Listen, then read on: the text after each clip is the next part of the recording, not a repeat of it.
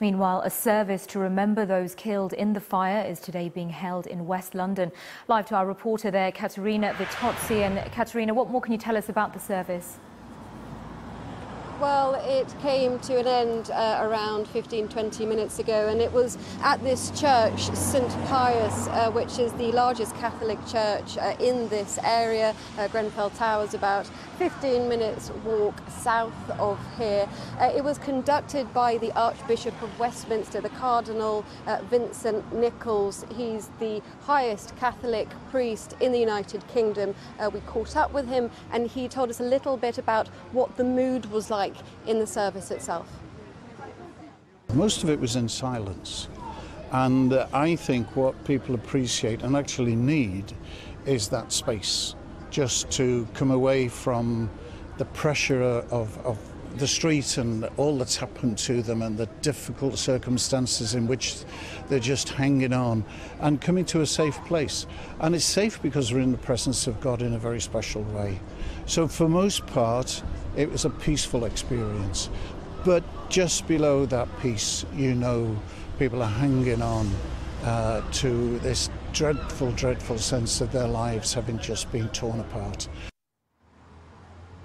So plenty of emotion during the service here.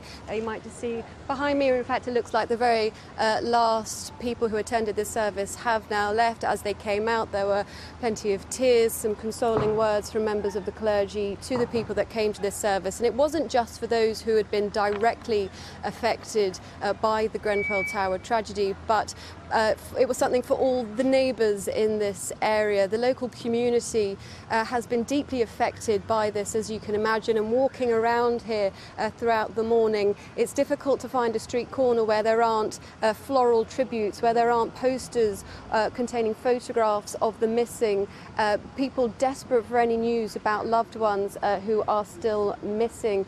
Sky News does understand that at least 70 people in total are still missing, and getting to this stage now where 3 days after that tragedy, well, relatives are starting to fear the worst. There's also been news from Transport for London that there have been part suspensions on the Circle and Hammersmith and City lines. Now that's due to concerns over the safety of Grenfell Tower itself, and although the immediate area around the tower is still cordoned off, there are plenty of people, plenty of residents still living within the vicinity of the tower. And of course it's also become an area which is full of volunteers, full of people who have come here to try and help those that have been displaced, who are still living in emergency shelters as they await to find out what will be their fate. Will they be given new accommodation? Will they be able to stay in this area itself? And they have taken some solace from the visit of the Queen and Prince William in person. Yesterday they visited the Westway Leisure Centre, where the majority of those who have been made homeless by this fire have been put as a temporary basis. In an official statement today on her birthday, the Queen in a statement did say traditionally this is a day of celebration, however it is difficult to escape a very sombre national mood, and she went on to say that it was clear that the United Kingdom was resolute in the face of adversity, and that is certainly a sentiment that has been echoed by the service here today, one that has allowed people to come together and to mourn. Okay, Katerina, thank you very much indeed.